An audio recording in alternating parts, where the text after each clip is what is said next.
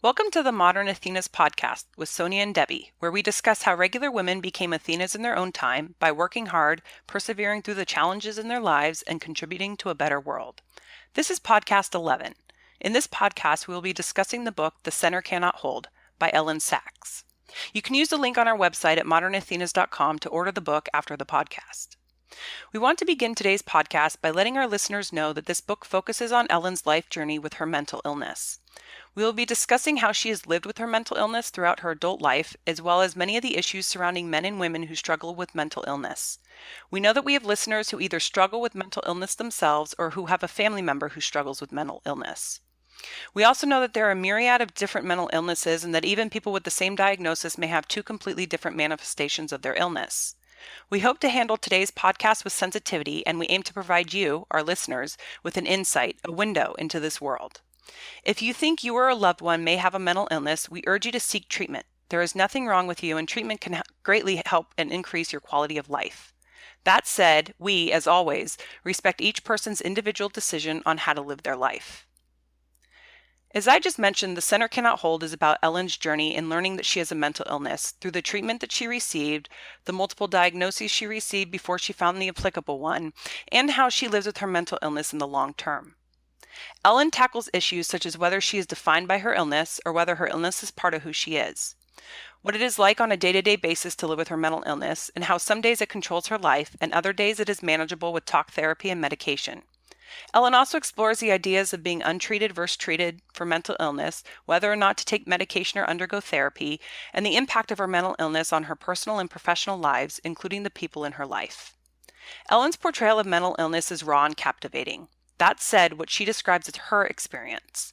Each person's experience with mental illness and their views on the issues surrounding mental illness will differ. We strongly urge our listeners to read this book in order to gain a glimpse into life with mental illness. We want to first speak a little bit about Elyn's professional life. Elyn was a valedictorian of her class at Vanderbilt University and majored in philosophy.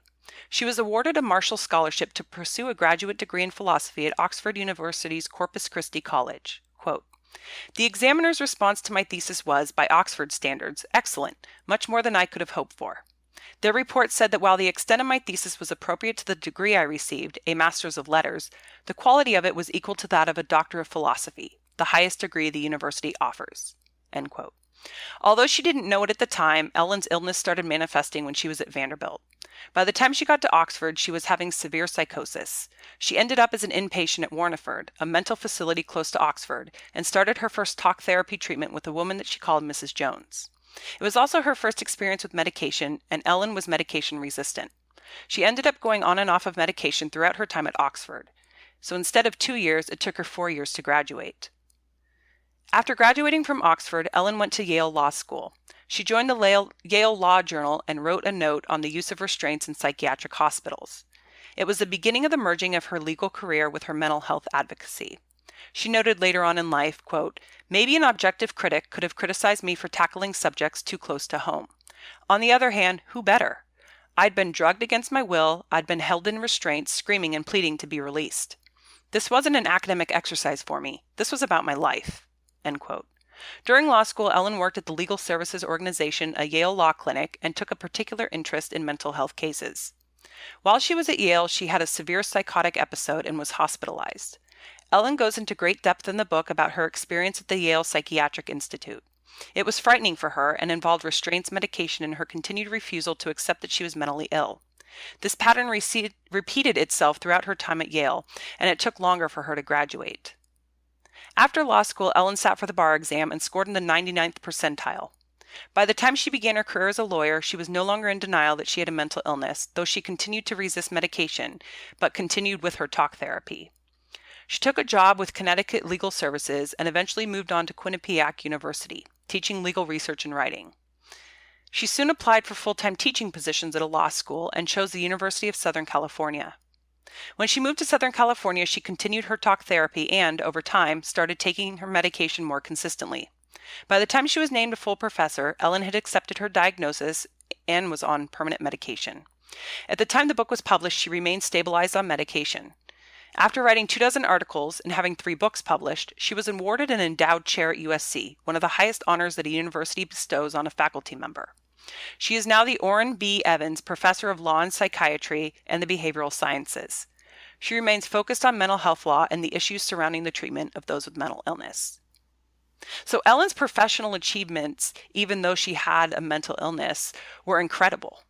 She was a brilliant person. I mean, obviously she worked very hard, and she had this kind of natural gift to kind of retain this information, and she also talks about loving complex problems, and I imagine that was both engaging, and then also it sometimes tipped the balance. She talked about how stress would kind of set her off into certain episodes and struggles, but it's really incredible that she was so brilliant, and yet kind of she had this immense struggle that was almost equal, if not obviously overpowering her at times. Yeah, and it was interesting to me when reading the book about this, whether the illness defines her or the illness is part of who she is. And I felt during the entire book she was really struggling with that idea. And when you come to the end of the book, she basically gets to a point where she says, my mental illness doesn't define me, but it definitely is a part of me, and it's a part of who I always will be. But it was this acceptance that she was different than others, but yet there was nothing sort of quote wrong with her. She was able to have a very, very fulfilling, educational and professional career. And she's, an endowed chair, which is not easy to get. I mean, she's very accomplished in her field, and yet she struggled. Well, and I've did a little bit of research online, just trying to see if she had any social media presence. And I did find a hashtag Elyn Saks, because people actually seem to relate to her story so much, even though she has no presence on social media herself. She is now a figure of support and guidance for probably so many that maybe wouldn't have had someone in that kind of public limelight who would really showcase their story in a way to help others. Yeah, and I mean, part of what is so great about her story is she's showing that even with a severe mental illness, you can still have an incredible professional career, and that these sort of stereotypes around mental illness are just wrong. And that, people can have and be engaged in, professional and personal lives that are just the same as people without mental illness, and yet, have this whole other sort of elephant in the room that they're dealing with. Elyn was diagnosed with schizophrenia. Quote, "Schizophrenia is a brain disease which entails a profound loss of connection to reality. It is often accompanied with delusions, which are fixed yet false beliefs, such as you've killed thousands of people, and hallucinations, which are false sensory perceptions, such as you've just seen a man with a knife. Often speech and reason can become disorganized to the point of incoherence. Schizophrenia tends to emerge at different times for men than for women. For men, the first breaks tend to happen in the late teens or early 20s. For most women, things begin to fall apart later, usually in the mid-20s. But before the illness truly manifests, there is a stage, called the prodrome, when it slowly becomes apparent to anyone paying attention that all is not well. The problem with prodrome symptoms, viewed separately or together, mirror what many healthy teenagers experience in the routine passage through adolescence. Only 1 in 5 people with schizophrenia can ever be expected to live independently and hold a job. Dropping in and out of your own life for psychotic breaks or treatment in a hospital isn't like getting off at a train at one stop and later getting back on at another. Even if you can get back on and the odds are not in your favor, you're lonely there. The people you boarded with originally are far, far ahead of you, and now you're stuck playing catch up. And then there's the whole mythology of schizophrenia, aided and abetted by years of books and movies that present people like Elyn as hopelessly evil or helplessly doomed. At that time, there was little encouraging medical news about treatment for schizophrenia. Certainly there were no cures, and effective treatment was rare. Save for a few antipsychotic medications that carry terrible side effects in the short term and horrible risks in the long term, there was little in the way of medication to offer a person suffering from schizophrenia. The medications worked for some people, they didn't work for others. They had to be constantly monitored by medical professionals and readjusted. What had been an essential part of treatment for Elyn, intensive talk therapy, was falling out of favor." End quote. So, when Elyn's talking about schizophrenia, there's really a few things she's talking about. First, it's this portrayal of schizophrenia by the media and the public. And then, she kind of ebbs into, how little people understand about mental illness. And then also talks about this notion that, some treatment for some isn't the same treatment that's going to work for all. Later on, she talks about finding the humanity in each other, even if we don't share a mental illness, sharing that in that humanity. And what I find so compelling by her, the way she's portrayed her story in this book, and I can't urge our listeners enough to just experience this book in its entirety, but is she really showcases the humanity of her story and her struggle, because the media and the movies and the books and what, for someone like myself who doesn't struggle with mental illness, it can be portrayed very like animalistic and very like unusual and just frightening. And I imagine it is all those things, but when from Elyn's eyes, it seems much more, there's such a reality to it that I found led me to compassion. And I was really thankful for her story, but I was kind of I was thinking more about the fear that probably a lot of society has about mental illness.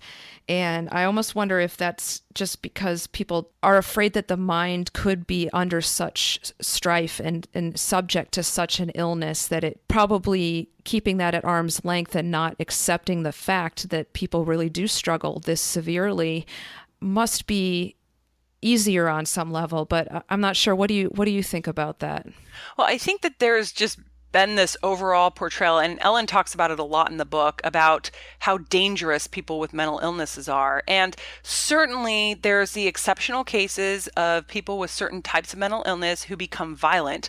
But that's not the normal for most people with mental illness. Most people don't, go out on killing sprees or don't, become violent towards their families. And so it's this total misconception that the media has put in everybody's mind. So as soon as you hear the word mental illness, people think of these enraged killers, and it's just not the majority of people with mental illness. It's just not how they experience it. And listening to Elyn talk about the delusions, and you almost feel when you're reading like you're experiencing them with her and these hallucinations, and yet she's not dangerous. It's just it's sort of this almost monster in her head that's just taking over. And, she knows that she's experiencing them, but they're also very, very real to her in the moment. And, it's a good example is she talks about how often in the media, they call it schizophrenia, but they're really portraying multiple personality disorder. And it's that way with so many mental illnesses. They'll call somebody schizophrenic and they're not. People will say, oh, he's depressed, and he may not be. It's just this overarching just misunderstanding, I think, of mental illness. Elyn talks about her diagnosis openly in the book. Quote, "And for the first time, as Kerrigan had promised when I was first admitted, I received an actual diagnosis: chronic paranoid schizophrenia with acute exacerbation. My prognosis, I was told, was listed as grave. I was not diagnosed early. I wasn't treated early. I stumbled in the dark for years, clutching my Aristotle and negotiating my life as best I could, until I was blessed by the wisdom and guidance of Mrs. Jones and given reason to hope in the future. But with Dr. Kerrigan's announcement, those days had officially come to an end." End quote. Elyn continued to move in and out of treatment, inpatient and talk therapy, and her diagnosis changed as she moved to different therapists and was in and out of hospitals. In Southern California, she was again diagnosed with schizophrenia. Quote, "Then Kaplan, her talk therapist at the time, delivered the coup de grace, his diagnosis: schizophrenia. He said, 'In the past, I've diagnosed you as atypical psychosis, but that's only allowed you to minimize your condition. Now I think I was wrong.' His delivery was chilling and abrupt, as though he were serving his diagnosis up with a carving knife. 'Here's the deal, take it or leave it.' Quote, 'When you're ill, you're totally indistinguishable from the worst kinds of schizophrenic. It's not going to change, it's not going to get better, and it's not going to turn into something else. It's time for you to stop fighting and accept it.' Stop fighting? If I was angry before and now I was raging. Stop fighting? I thought I was supposed to be the crazy one in this room. I'd show him. He'd left me no alternative. I'd show Kaplan and the whole world that I was not mentally ill. I was Elyn and I was Professor Saks, but I was not the lady of the charts. She was a figment of his imagination, not mine.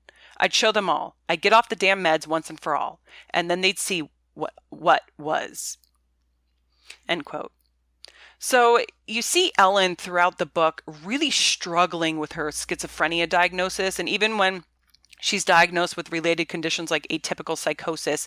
She really struggles to accept that this is her diagnosis. And I think that a lot of people, not just mentally ill people, but people who are dealing with chronic conditions or an illness of some sort, often sort of struggle to accept.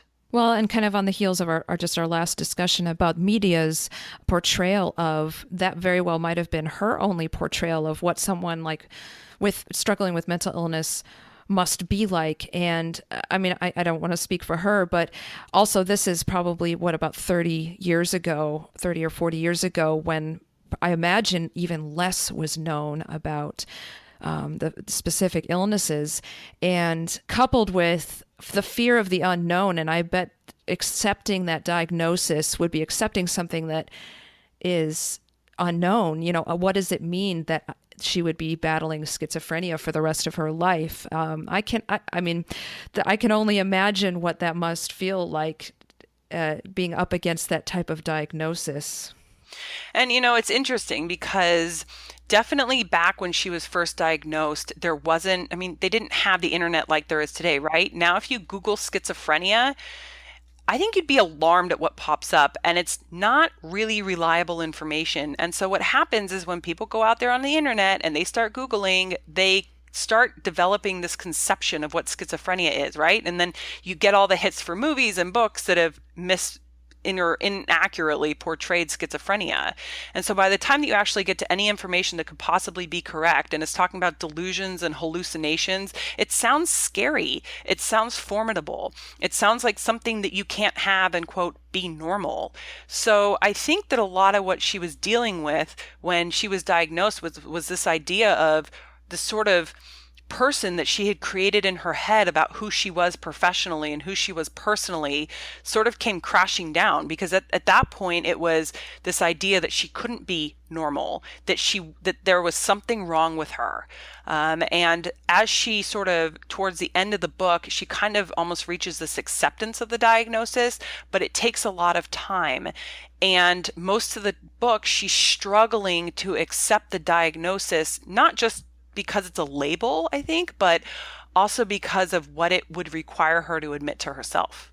And early on in her life, when she was kind of mid to late teens, she was entered into Operation Reentry, and it was like a rehab program, right? I don't remember what exact she was struggling with at that time, but they I would call it programmed her to kind of reject all medicine, thinking that any substance, because it was, I guess, maybe a substance abuse program, any substance was bad. And therefore that seemed to be totally affecting the rest of her life, and seemed to contribute to her kind of delay in really accepting the benefits of the medication that she would later go on. And they also talked about fighting instead, because otherwise you are weak. And so she seemed to keep bringing that up throughout the book, and it makes me very almost ill and sick to my stomach that early on in someone's life, when they're so impressionable, that certain things can be kind of programmed into people's thought process and remain with them for a very long time and do a lot of damage. What did you think about Operation Reentry? Yeah, so that came, like you were mentioning, that came on in sort of her high school years when she experimented, I think, one time with a recreational drug, and then her parents, swung the pendulum and overreacted and put her in this program that every day after school she had to go to. And, like you're saying, it almost was like this brainwashing experience.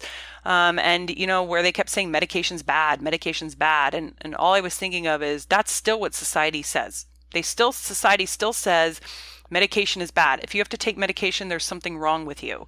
It's medication's widely accepted for some physical ailments, but for mental illness, if you have to take medication, you're looked at as weird, you're looked at as other than or different than. And this sort of early programming that she had, I think, really kind of messed up her ability, especially in her, younger adult years, to accept her diagnosis and to get the treatment she needed, because she kept viewing it as, if I'm going to get treatment or if I'm taking a drug, there's something wrong with me. I'm bad. I'm not normal. And that really weighed on her conscience. And, as I was reading that, I was thinking there's a lot of people who are in that situation. And, she's not the only one. And I'm not meaning, going to a program like Operation Reentry, but those feelings of I shouldn't have to take a medication, or I can out exercise, or I can out eat this problem that I'm having. And if I just change my lifestyle, it'll all go away. Schizophrenia is not just a definition. Elyn describes how it manifests in her mind. Quote, "But explaining what I've come to call disorganization is a different challenge altogether. Consciousness gradually loses its coherence. One center gives way. The center cannot hold. The me becomes a haze, and the solid center from which one experiences reality breaks up like a bad radio signal. There is no longer a sturdy vantage point from which to look out, to take things in, to assess what's happening. No core holds things together, providing the lens through which to see the world, to make judgments and comprehend risk. Random movements of time follow one another. Sights, sounds, thoughts, and feelings don't go together. No organizing principle takes successive moments in time and puts them together in a coherent way from which sense can be made. And it's all taking place in slow motion. Right now, wherever you are, literally hundreds of things clamor for your attention. But you have the power to choose which thing or combination of things to give your attention to, and regulate the others to the background. Now consider this. The regulator that funnels certain information to you and filters out other information suddenly shuts off. Immediately, every sight, every sound, every smell coming at you carries equal weight, presenting itself to you with an equally strong and demanding intensity. You're unable to choose which ones come to the front and which ones are relegated to later. First, you desperately look for clarity, a way out of the din, something to focus on, something to hang on to. Medication could be one solution if your body chemistry tolerates it. You might also strive to make your life as predictable and orderly as possible. Slowly, painstakingly, you would rebuild your own internal regulator with structure and predictability." End quote. And I found this description that she gave of this regulator something that I could relate to, because I think there's often times in life when everybody just gets very overwhelmed or in a really stressful situation, and all of a sudden you literally cannot process what you're experiencing. What I really loved about this book is how Elyn is able to kind of transport us into her experience and describes things in a way that we can, I could try to imagine, like if I tried really hard, what she was talking about. And in these passages, the only thing I can really liken to what her description says, and it's actually kind of fleeting, is something like a car accident where you're going along in life, but then you're kind of blindsided. You're in a car accident. Everything seems to slow down. You feel all this rush of all these different emotions: fear, shock, overwhelm, pain. Is my family okay? What just happened? Confusion, disorientation, kind of like she talks about everything hitting you at once. The difference is that at some point that kind of seems to dissipate, with a car accident, and you're able to kind of maybe take a moment to detach and make some actions and, make some decisions about what to do next. And the difference I see in what she's describing is it's kind of like that dissipation. It sounds like it could take weeks or like just an eternity to go away. And that's terrifying. I can't imagine what it must feel like to be in that intense environment for so long. Yeah, and I was thinking about, the same thing about what it must be like not to be able to have a filter at all and to be experiencing everything all at once. And, using your car accident example, it would literally be like having 100 or 200 successive car accidents, one after the next after the next. You don't even have time to process what you've just seen because here comes the next car accident. And so this just inability to filter anything. And I was just thinking to myself, no wonder why it really impacted her at school, right? Because you have to be able to filter. You've got distractions abound. You've got work you need to do. You've got people that you want to talk to. You've got things and errands. And just if you think about this notion of being unable to process any of that because it's all in your brain at once, it really made me, think a little bit. And I think for a lot of people struggling with mental illness, their brain does this sort of overload, or it does, for other mental illnesses, maybe it's that their brain can't process certain events well, or their brain can't process certain emotions well, or, they compensate by doing other things, or, they try, as Elyn says, try and create order themselves to try and create their own regulator. And I think in times of stress, that's exactly what we do. Like you were mentioning, detaching from after a car accident. That's in essence trying to create your own regulator. When yours is broken through the car accident, you're trying to create one. And so Elyn, for her whole life, has to create her own regulator because her schizophrenia is preventing her regular regulator from working. And so I think for our listeners, just to think about that notion that you literally cannot filter what's hitting you. I mean, just imagine you walking down the street in a major, metropolitan area like San Francisco or New York or Seattle, and you cannot filter and process all the noise coming at you, all the sights coming at you, what you want to do next, who's talking to you, who isn't talking to you, danger coming near you, no danger. And just imagine yourself just being overloaded by everything all at once. In spite of my history, in spite of the diagnoses and the prescriptions, and the frequent delusions and the evil visitations, and Kaplan notwithstanding, I still wasn't convinced that I had a mental illness, nor was I convinced I really needed medication. To admit to any of it was to admit that my brain was profoundly broken, and I just couldn't do that. And I couldn't let others in on the secret either. I had decided not to tell people about my mental illness status in a professional situation as opposed to a personal one, unless not telling people would be an outright lie. My brain was the instrument of my success and my pride, but it also carried all the tools for my destruction. Yes, the pills helped, but each time I put them in my mouth, it was a reminder that some people, smart people I trusted and respected, believed that I was mentally ill, that I was defective. Every dose of Navain was a concession to that. More than anything, I wanted to be healthy and whole. I wanted to exist in the world as my authentic self, and I deeply believed that the drugs undermined that. And so I kept backing away from them, tinkering with the dosage, seeing how far I could go before I got burned. And of course, I got burned every time. Even in my denial, I knew that. But if the fire that burned me signaled my destruction, it was also the same fire that got me out of bed in the morning and sent me to the library even on the most frightening days. In reading everything about mental illness that I could get my hands on, I wasn't looking for a diagnosis per se, as much as I was looking for an explanation for my behavior, which obviously wasn't acceptable. I thought that if I could figure that out, I could conquer it. My problem was not that I was crazy, it was that I was weak." End quote. And so, as we talked about a little bit already, it's this fight within herself as to what, she defined medication to be to her. So, she was viewing it as weakness. Yeah, and I see that as kind of those seeds that maybe were planted from Operation Reentry early on. It seemed like that was a connection, but it really occurred to me as I was reading Elyn's book that as she tries to showcase the humanity in all people, especially those who are struggling with mental illness, on the flip side, society, everybody sees your mind as kind of this personal thing, and maybe like arms and legs and ears and nose are less almost personal in a way because it's not kind of that center of thought and personality. But society doesn't think twice about casting a broken arm or giving you antibiotics for an infection.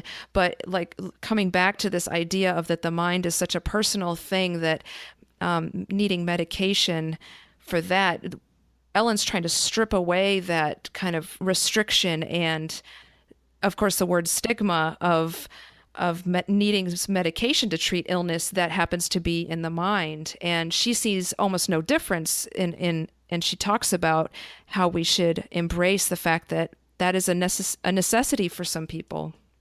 Yeah, and this notion that she would be, if she accepted her diagnosis, that she would be profoundly broken. And I think the brain, and we'll talk about the research now in a little while, but we just don't understand the brain. And often things that we don't understand, we're fearful of. And so I think part of the stigma around mental illness is just how little we understand about what causes it and how little we know about how it works. And, she thought that she could sort of outrun the mental illness if she was smart enough or if she made enough lifestyle changes. And she mentioned every time she would go off her medication, she'd get burned. And it's a hard lesson to learn. And I know many people that struggle with mental illness continue to have that struggle. They'll get on medication like Elyn. They'll start to improve like Elyn did. And then they jump off their medication because they're improved. I mean, for a non-mentally ill person, they would look at it and say, that's irrational, because rationally, if the medication is making you better, you'd stay on the medication. But I would akin it to like when you get a dose of amoxicillin or, a Z-Pak or whatever when you're sick, and they tell you, take all the pills in the bottle, and then everybody takes like the first 2 or 3 days, and then they're like, oh, I feel like $1 million, and then they don't take the rest of the medication. And a rational person would say, well, you're feeling better because of the medication. Why didn't you take the rest? Well, because you are feeling better. And I think that that's just a good way to analogize, I think, here what Elyn's talking about, feeling a little bit better and then jumping on and off. But she was also incredibly intelligent. I mean, scoring in the 99th percentile on the New York bar exam is ridiculous. And so I think she also struggled with this notion of how could I be so smart and yet my brain be so broken? Elyn attempts multiple times to lower the dosage of her medication, often against the advice of her psychoanalyst, because she wants more than anything to be free of medication. Without medication, she can believe she is normal. As she titrates to lower and lower dosages, each time her psychosis begins to return and, after a length of time, she has to again increase her medication in order to quiet the psychosis. In one instance, her psychoanalyst at the time, Kaplan, strongly suggested against lowering the dosage, but agreed to let Elyn try it if she would agree to immediately increase the dosage if she went into psychosis. She agreed. As Elyn titrated down and her symptoms became more severe, she eventually went into such a deep psychosis that she believed her closest friend and Kaplan were both not who they said they were. Quote, the next day, after my third missed appointment with him, Kaplan called and insisted I go up on my Zyprexa. Although I knew in my soul that he wasn't really Kaplan, I paid attention to him because I was just that desperate and miserable. And over the next several days, the delusion slowly passed. If I was still harboring any hope that I would someday be free of the need to take an antipsychotic medication, losing both Kaplan and Steve to my psychosis convinced me utterly. End quote. And so, as we talked about, she really struggled not only with medication, but to accept, who she was and this diagnosis. And then she has this absolutely frightening experience where she has this delusion that's so severe that the closest people in her life, her psychoanalyst and Steve, who was just this longtime amazing friend to Elyn, she believed that they both weren't who they said they were. And in that moment in time, she was convinced of the delusion, because that's what happens. I mean, you get convinced that the delusion is rational. And then as she sort of started to pull up with the Zyprexa, she started realizing, oh my goodness, just how bad that delusion was. And that was sort of, it seems like her breaking point, and that she finally then agreed to steadily take her medication in a dosage that wasn't constantly moving up and down. We decided to talk about Elyn because she's a modern Athena, and the things we've talked about make up a modern Athena are courage and strength and intellect and persevering through challenges and working hard and contributing to a better world. But the last one that we've really started to see as another common thread is accepting help and asking for help. And it was that kind of rounds out this theme that we see in a lot of these other stories we've been talking about. And her journey to get there was maybe a lot longer than some of the other stories we've seen, but I really thought that was an incredible showcase of her strength. And I just admire her and her ability to tell her story and everything that she's contributing for so many people. Yeah, and I think her perseverance through these years, I mean, she was so bright and she was able to do so well in school. I mean, she valedictorian in Vanderbilt and then going to Oxford and then going to Yale Law School. I mean, for somebody without mental illness, these are amazing feats. But for Elyn, who was struggling to sort of hold her two worlds together of, handling her mental illness and also achieving these great things, took such guts and perseverance on her part. And, like you were mentioning, that asking for help starts to become this common thread. And, as strong women, we never want to reach out for help. And, Elyn was going through these psychoanalysts as she would move, from Oxford to Yale. She got a different one. And then when she moved to Southern California, she, eventually got with Kaplan. But even the psychoanalysis that she was undergoing, she still really didn't want the help. I mean, she knew she needed it, but I think in some ways she was frightened to admit, as I was just talking about earlier, that her mind was broken.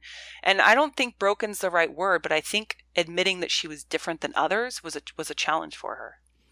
Well, and I also did a little bit more research online, and she has a TED Talk, which everyone should definitely check out. Elyn Saks. It's just, it's like a 10-minute talk, but she talks about, whereas like a split personality disorder might be where the mind is split, she describes schizophrenia as being shattered. And so I thought that was a great description and is maybe another word instead of broken. But yeah, she's an incredible woman, and she's contributed so much and achieved so much. There's actually an institute at USC where she is now that's named after her, and she's still there and still doing symposiums and teaching, and it's really incredible. Her legacy lives on. Quote, "Recently I've had to change drugs again. Zyprexa became somewhat less reliable, and I started having a lot of breakthrough symptoms. Raising the dose wasn't an option. As it was, I was on twice the highest recommended dose. So Gitlin suggested clozapine, a drug usually prescribed to those who are, to some degree or another, treatment resistant, and he put me on a hefty dose, 600 milligrams. Clozapine's a cumbersome drug to use. At the beginning, it requires a weekly blood test to monitor side effects and watch for signs of agranulocytis, a precipitous drop in one's white blood cell count that can be fatal. However, it works, and it works well. There are days now I feel almost guilty for feeling so good. But that did not happen overnight. Indeed, transitions from one drug to another can be difficult, as happened when I first started seeing Gitlin and we tried to switch meds. In short order, I was very psychotic.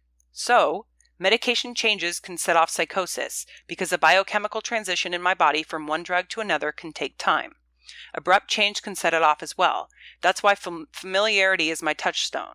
And stress from outside sources, pressure, or events I can't control can have the same effect of someone hitting the evil start button that reignites my symptoms." End quote. And as I was reading this, I was thinking, we hear so much about all of these drugs that can control mental illness. If you're depressed, take an antidepressant. But it's really listening to Elyn talk about how inexact these medications are. And, she talks about when the Zyprexa was working, titrating amounts up and down, and that there's no one fixed method that works for everybody. And that, I was doing some research on Google, and there's lots of drugs now that treat schizophrenia. It's not a one size fits all. And some, schizophrenics will be on one type, others on another drug. Maybe they don't tolerate one, they tolerate another. Maybe they need two drugs. And you got to kind of figure out what cocktail works for you. And I can only imagine how frustrating it is for people to have to go through that. So, unlike when you can fight a bacterial infection that you're having off with an antibiotic, and it usually doesn't take more than one antibiotic, this seems like years and years of trial and error just to be able to find drugs that can control your symptoms. So I can only imagine for her with that frustration and it not improving right away. And sometimes, as she mentioned, sending her into psychosis, it must have been a real struggle for her to accept treatment. Well, and I was wondering, because of that those nuances of each drug and each dosage and each person, it seems like it would require each person to have a high level of your own body's reaction and awareness of what's going on at a time when your body and mind can be very deceiving, I wonder. And do you think that would contribute to like delay in cases like Elyn's? Sure. And I mean, I think that, medication for her was supposed to, lower the amount of delusions and hallucinations she was getting. It's never going to knock everything out. It's never going to be a cure-all where she doesn't experience the mind shattering. It's supposed to lower the impact or lower the severity of the shattering that occurs. The problem is when you start on a medication, so say, she gave some examples of, she'd go to Yale Psychiatric Hospital and they would make her an inpatient. The problem when you're starting a medication, when you're admitted as an inpatient, is you're already in the middle of a psychotic episode, and the medication's supposed to prevent psychotic episodes. So really, though it may work somewhat, she would have to wait until that psychosis ends, and then she has this almost period of normalcy, and then a second psychotic episode happens before she knows whether or not that medication was working. So when she was talking about all that titrating up and down, it was, you start a medication like Zyprexa, you give it a go at whatever number of milligrams you're going to take, and then, like she would say, you have a psychotic episode. Okay, ramp up the milligrams. It's obviously not enough. Okay, psychotic episode's down. Okay, now ramp down the milligrams to a lower dose. Okay, now ramp it up. Now ramp it down. And if you can imagine doing that with a lot of different medications until you can kind of find dosages that work. And then if you have an episode, you don't really know whether or not the medication is going to work till you try it. And every time you tweak something in the cocktail, you may not have the same symptoms. You may not realize it. And so I can only imagine how frustrating it is to not really know whether things are, medication side effects or the medication's working, or are you just in psychosis, or, I can't even imagine the struggle that is. Well, and it seems like it requires a lot of patience at a time when it probably is also incredibly exhausting. And because Elyn can describe all these things in these ways, I feel like it prompted me to just compassion for anyone who struggles with this type of illness. Yeah. And, in listening to her talk about the side effects, and sometimes the side effects can be as impactful as the medication, and I was doing some research, and there's the vast majority of medications used to treat mental illness all have really significant side effects. And so now what you're forcing someone to do is to decide, do you want to take a medication that may make your brain easier or, healthier at the expense of perhaps a less healthy body, or, some kind of symptom that's going to impact your daily life? And that's a horrible choice to be given. And making that kind of a choice is really, really difficult. And I can't imagine what Elyn would go through and having to make that decision. And though I think she was programmed to not like medication through the Operation Reentry, I also think that trying all these medications, some of them working, some of them not, a lot of separate side effects, I think that starts to wear on you. And it definitely seemed to wear on her. And so you get to a point where it's like, wow, I can't try one more medication, or I can't deal with these side effects anymore. And you start to reduce the severity in your mind of your mental illness because all these side effects and other issues start to take a more prominent role. Well, and there was that one medication she took, I think it was a bit later in her life after she met her husband, Will, that it upped some blood marker that was a high. If it got too high, it was an indicator that she would be at high risk for breast cancer, which she ended up getting. And it's just seems like it snowballs, a snowball of effect. And that's true. So you think about it this way. You take a medication for your mental illness that may or may not be working, so you hope it works. So you titrate the amount of the medication until hopefully you're getting to a place where it should be. And then, as Elyn says, you get this horrible side effect, whatever it may be. So now you've got to deal with the side effect, and you can lower the side effect impact by taking another medication to lower the side effect. But then that medication may have another side effect. So as you're saying, it becomes a snowball where eventually you get to a point of you can't take any more medications and you have to sort of deal with the side effects. And forcing someone to deal with those kind of side effects in order to make their brain ordered or their illness less severe, well, that's a really, really tough choice. At Oxford, after Elyn started talk therapy and became somewhat stabilized, she wanted to volunteer at Warneford, the psychiatric hospital. The volunteer coordinator was at first very happy with Elyn and the idea of her volunteering and offered her a volunteer position. However, when Elyn disclosed that she had been a Warneford patient, the volunteer coordinator retracted the offer. Quote, "It was a painful way to learn a lesson, but it's one that I've carried with me for the past 25 years. Never tell them anything you don't have to tell them. Never volunteer any information they don't ask for." End quote. In another instance, Elyn says, quote, "I intuitively knew this was something I needed to hide from him, and from anyone else as well. That intuition that there was a secret I had to keep, as well as the other masking skills that I learned to use to manage my disease, came to be central components of my experience of schizophrenia." End quote. And so here you have just an absolutely brilliant woman who thinks to herself, I can't tell anybody about my mental illness. And I was left with this idea of, we talk so much to others about our chronic conditions, or we talk to people about, our struggles in our lives, but being unable to talk to your closest friends and closest family about your mental illness because of the stigma attached, just how heartbreaking that must have been for her. Yeah, it's pretty shocking to, think about how silently a lot of people must be suffering. And so again, I can't reiterate enough how much Elyn's book kind of really compels me to be compassionate. But also the other thing that we really saw with her treatment, and when it was effective and when it was ineffective, was for her was when the people treating her were selfless as opposed to selfish, I felt. And so if I feel like she's giving us kind of a little guidebook of sorts in her story about how to just be loving and selfless in those relationships, whether or not we know someone is struggling. But that has definitely hit me pretty hard after reading this book. Yeah, and I think it's really easy to be sort of blasé about it. Someone tells you, "Oh, I suffer from depression," and instantly your reaction comes spitting out of anything that you know about depression. You're like, "Oh, it's not so bad. Oh, do you take medication? Oh, I know that you can treat that. Oh, hey, I Googled it."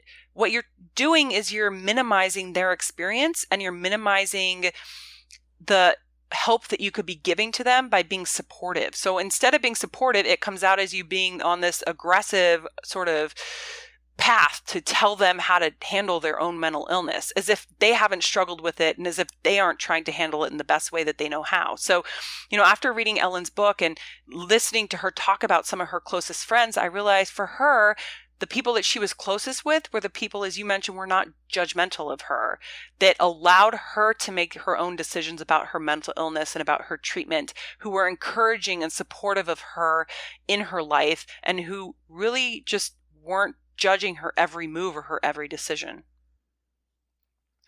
Quote, "There's a powerful urge in each of us to talk about our traumas. Psychosis does traumatize you in much the same way that ducking gunfire in a war zone or having a terrible car crash traumatizes you. And the best way to take away the power of trauma is to talk about what happened.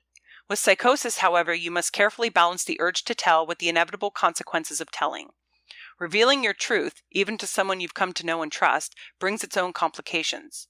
People with schizophrenia, people like me, read the papers and watch the evening news. We see how the illness is portrayed and how a friend in the making is likely to perceive us once they hear the truth. We move forward with great caution because we must. We'd have to be, crazy to do otherwise." End quote. Listening to Elyn talk about her mental illness or her psychosis as a trauma really made me think about just how severe it and impactful it is for her. Yeah, and I was also thinking a lot about this network that she had around her, and she talks about a friend in the making and how they're likely to perceive her, and she had a lot of fear, but she also had a lot of support, which was so heartwarming as her story unfolded. Like her friend Steve, who is still a long-lasting friend, and he was just one of those steadfast people that through all these storms that she was going through, he was there. He was the first person on the phone, either with her or whoever was with her. He would come to visit her, and then later on her husband Will. And I think it was just so important that she was surrounded during these traumatic times with love and openness and kind of just presence of these people that truly cared for her. Yeah, and I think about traumatic events as life-changing, and it leaves you wounded and just very much different than you were before. And people talk about being a victim versus being a survivor, and you see Elyn really wanting to be a survivor and not wanting to sort of succumb to what the trauma that her illness caused her. And I think that there must be so many silent sufferers out there who are survivors of mental illness and who survived the trauma of dealing with their mental illness, and we just don't talk about them, and we don't see them, and they don't disclose because it's very scary, and you never know what someone's going to say. And if someone walks up to you who's been your friend for 20 years or takes you out to coffee and says, I want to tell you something, I'm schizophrenic, I think that people's natural inclination is to sort of pull back and to be afraid. Well, what does that mean to me? And they're focused on their reaction and what that means to them, rather than focusing on this person who has been very brave to come open and share the fact that they are suffering from a mental illness. So I would just really encourage listeners who have a family member who has a mental illness or know somebody that does, to just be there and support. And, if they tell you, hey, I've got this mental illness, don't look at them like they've got 10 heads like a cyclops. They're just as normal as anybody else. It's just that this is the chronic condition that they are struggling with. Well, and with other traumatic events, Elyn describes these events where she kind of discloses that, or she says she's in these episodes, and she is looking for that reaction. She describes looking at the doctor or the therapist or the friend who she's just interacted with, and when they did pull back or they did some a certain reaction, it was very damaging to her. But when they were completely just, rolling with it and kind of giving her enough space to kind of go through the process and just be there to love her, that was really supportive for her. And so I think that the other thing about trauma is there comes a period of grief after being wounded and through a traumatic event. And the other thing that Elyn's friends did for her, they seemed to allow her to come out of and make decisions. And she is a huge advocate. She talks a lot about self-determination and making decisions and empowering people who are struggling with mental illness to make their own decisions, because that is when she really found a lot of advanced progression and empowerment in this time that seems very helpless and frightening. Yeah, and I also was thinking about this notion that she says, psychosis can traumatize you. Well, think about the number of times that she has a psychotic break or a psychotic event, and think about the fact that each and every one of those times is traumatic. And like you were saying, when people around her surrounded her with support and love and understanding, she seemed to be able to cope with that trauma through those events much better than when everybody was staring at her, or when she was an inpatient in certain hospitals and they were treating her like she was some kind of crazed monster. And those seemed to exacerbate her symptoms and not help. So I was left with feeling this idea, or thinking about this idea of, in life, everybody experiences trauma of some kind. And rather than judging their trauma or reacting to it ourselves, I think it's really important to be there and just be supportive, and to not pretend that you know what they're going through, because you have no idea. What you can do is just, let them know that you're there to support them. The human brain compromises about 2% of a person's total body weight, but it consumes upward of 20% of that body's oxygen intake, and it controls 100% of that body's actions. So in terms of how much territory the brain occupies versus how much power it wields, well, it's mightily powerful indeed. And as much as we've learned about the brain over time, especially in the last 2 decades, we're nowhere close to knowing everything. Each revelation opens a door to a new set of questions. Each mystery solved leads to another mystery. For a research scientist whose primary focus is the brain, it must sometimes feel like the laboratory is more akin to a hall of mirrors. For me and my somewhat ad hoc exploration of the brain, it feels on some days like I'm walking on the edge of the Grand Canyon, constantly at risk of taking that one big wrong step. So Elyn briefly talks about how complex the brain is, but I was doing some research, and, like I mentioned earlier, we know so little about where mental illness comes from. I mean, there's some mental illnesses that researchers think may be genetically linked.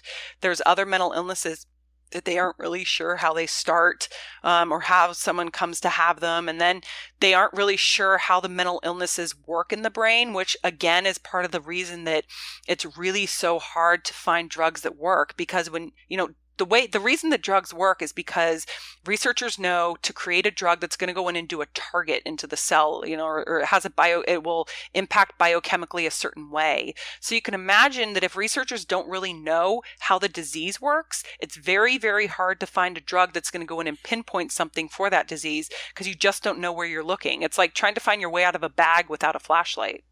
All this makes me think about how much I probably take for granted, the day in and day out tasks of the brain, your routine in the morning, multitasking, driving, just everything that comes so easily and we expect to happen, and how it really is a fragile organ and it's so personal of a part of us. And like it says, it controls 100% of what the body does, whether it's voluntary or involuntary. And I think that this really strikes me to just be thankful for those times of health, and to also to realize what a fragile state it is in, and therefore people shouldn't be surprised if there's a moment of shatter or a moment of struggle or a moment of illness, because it's such a complexity. It's amazing. It's actually a miracle. It seems like every day that passes that you don't have to think about, the intricacies of the brain.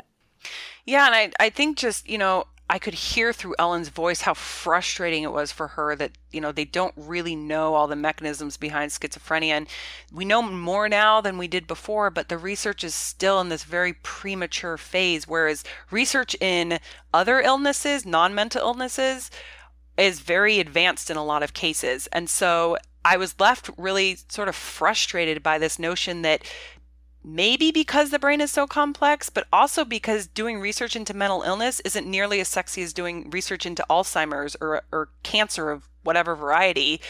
No one really, talks a lot about mental illness research. And so it's areas that seem a little bit more neglected. And then as they continue to be neglected, the drugs are going to continue to be hard to sort of pinpoint. And, that's part of what causes all of these drug cocktail problems. If we don't know what the drug does, and even if we're pinpointing a drug into the brain, the drug it's swallowed, so it's going to be distributed throughout your body. So like a lot of the side effects caused by these medications is where the drug goes, it's not your brain. So it's not that the entire dosage of the drug that you take only activates in your brain, it activates elsewhere in your body. And so without even knowing how it works in the brain and just trying to figure out that complexity, you've got an additional layer of we don't know what it's doing to the rest of the body. And so just an absolute lack of research in this area. And after reading Elyn's book, it left me really frustrated, because it's like we're so good at scientific advances, and yet here we have a situation where we just aren't scientifically advanced at all. Well, and I'm throw a question out to our listeners. Maybe they can answer back on social media as to why they might think that is. I'm just really, I don't know what the answer is. Why is there a kind of maybe a seemingly lack in the research, and what is it the fear that we've talked about it? Is it just the complexity? And so, hey, listeners, if you have an opinion or, some thoughts about that, please share them. Elyn heard the story of Michael Lauder. Lauder attended Yale Law School and had a schizoaffective disorder. In 1998, he went off his medication and he stabbed his pregnant fiancée to death. Elyn watched the media coverage, which of course suggested that all schizophrenics are violent. It was one reason she felt compelled to write the book. Quote, "Another reason I was compelled to write about my life was to give people hope. A mental illness diagnosis does not automatically sentence you to a bleak and painful life devoid of pleasure or joy or accomplishment. I also wanted to dispel the myths held by mental health professionals themselves." End quote. A friend of Elyn's, a psychiatrist, urged her to use nom de plume when writing this book. But, quote, "I thought that it would send the wrong message, that all of this was too awful to say out loud." She then said something that made me think, "But Elyn, do you really want to be known as the schizophrenic with a job?" I was taken aback by her question. Is that who I am? Is that only who I am?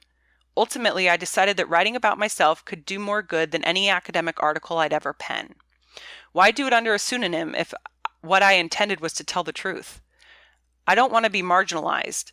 I fought against that all of my life. I needed to put two critical ideas together, that I could both be mentally ill and lead a rich and satisfying life. End quote. And, as you mentioned a little earlier, Sonia, I would definitely urge our listeners, if you want to understand mental illness better, to read The Center Cannot Hold, because as Elyn goes through this twisting, winding road of her life with schizophrenia, you also start to see through the book she actually grows stronger from her experiences. And like I mentioned, she's not a victim, she's a survivor, and she seems to draw this inner strength from that. And you see it coming out in her bravery of writing the book. Yeah, she's definitely courageous, and you get a sense after spending.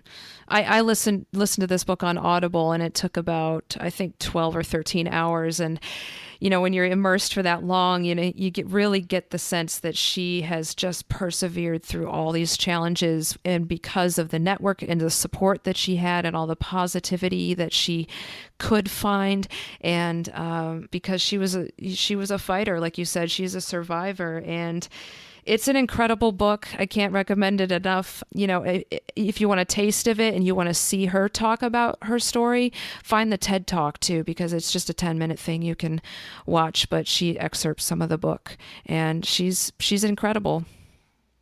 And on that note, that's all we have for today. Thanks for listening and downloading and sharing this experience with us. You can also interact with us and follow us on Facebook, Twitter, and Instagram, where we announce episodes and share additional information about each podcast. If you have questions or comments, please submit them to us via our website at modernathenas.com, our Facebook page also under Modern Athenas, our Twitter account at Modern Athenas, or our Instagram at the Modern Athenas Podcast. We would also appreciate if you support our podcast by leaving us a review on iTunes or Stitcher and subscribing to the podcast. In our next podcast, we will be discussing the book A Year by the Sea by Joan Anderson. As we leave you today, we want to remind you to never forget that each of you, like Elyn Saks, has the power and capacity to be a change maker in your world. Work hard, dream big, and reach for the stars.